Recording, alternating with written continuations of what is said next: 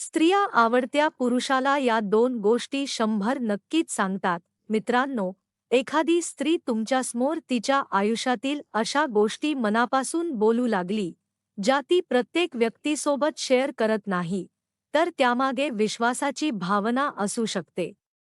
पण नेमक्या कोणत्या गोष्टी ती आपल्या जवळच्या किंवा आवडत्या व्यक्तीशी बोलण्याची शक्यता असते? हे जाणून घेण्यासाठी ही माहिती शेवटपर्यंत ऐका. कारण नातं फक्त गोड बोलण्याने तयार होत नाही, तर मनातील विचार मोकळेपणाने व्यक्त करण्यासाठी सुरक्षित वाटणंही तितकंच महत्त्वाचं असतं. मित्रांनो, आयुष्यातील सर्वात मोठा त्रास अनेकदा बाहेरच्या परिस्थितीमुळे होत नाही, तर आपल्या भावना समोरच्या व्यक्तीपर्यंत पोहोचत नाहीत तेव्हा होतो. आपण एखाद्यावर विश्वास ठेवतो, त्याच्याकडून आपल्याला समजून घेण्याची अपेक्षा असते आणि जेव्हा ती अपेक्षा पूर्ण होत नाही, तेव्हा मनाला खूप वाईट वाटू शकतं. विश्वास तुटला तरी अशीच भावना निर्माण होते.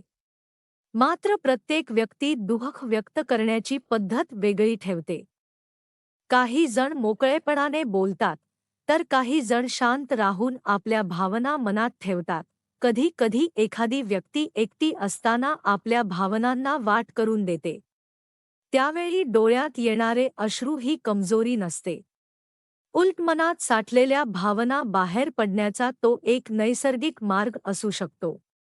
म्हणून कोणीतरी रडत असेल तर त्याची खिल्ली उडवण्यापेक्षा त्याला समजून घेण्याचा प्रयत्न करायला हवा.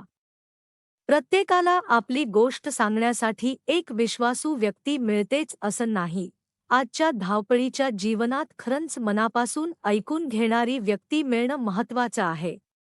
एखादी व्यक्ती तुम्हाला घरी पोहोचल्यानंतर कळवायला सांगते, तुमची विचारपूस करते किंवा तुमचा दिवस कसा गेला हे जाणून घेण्याचा प्रयत्न करते, तर त्या वागण्यात काळजी असू शकते.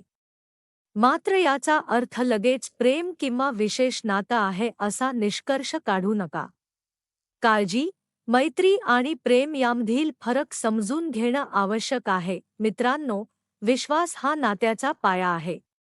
कोणीतरी आपल्यावर विश्वास ठेवला असेल तर त्याचा गैरफायदा घेता तो विश्वास जपण्याचा प्रयत्न केला पाहिजे. एखाद्याला दुखावून आपल्याला काही काळ समाधान मिळालं तरी त्यातून चांगलं नातं तयार होत नाही. म्हणून नात्यांमध्ये प्रामाणिकपणा आणि परस्पर सन्मान या गोष्टी महत्त्वाच्या आहेत.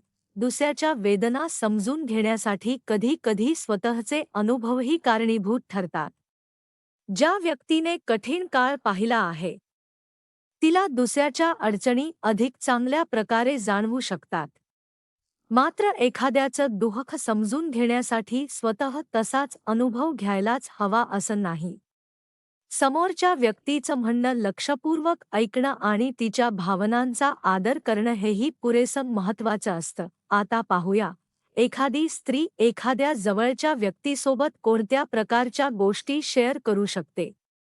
त्यातील पहिली गोष्ट म्हणजे तिच्या भविष्यासंबंधीच्या इच्छा. तिला पुढे शिक्षण घ्यायचं आहे का?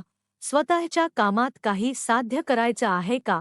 कुटुंबासाठी काही स्वप्न आहेत का किंवा आयुष्याबद्दल तिच्या मनात कोणत्या अपेक्षा आहेत, याबद्दल ती विश्वासू व्यक्तीशी बोलू शकते. आपल्या भविष्यातील विचार कोणासमोर व्यक्त करायचे, हा प्रत्येक व्यक्तीचा वैयक्तिक निर्णय असतो. त्यामुळे एखादी स्त्री असे विचार तुमच्यासोबत शेअर करत असेल तर तिच्या विश्वासाचा आदर करणं गरजेचं आहे. दुसरी गोष्ट म्हणजे तिच्या आयुष्यातील पूर्वीचे अनुभव. काही लोक आपल्या भूतकाळातील चांगल्या किंवा कठीण आठवणी जवळच्या व्यक्तीशी बोलतात.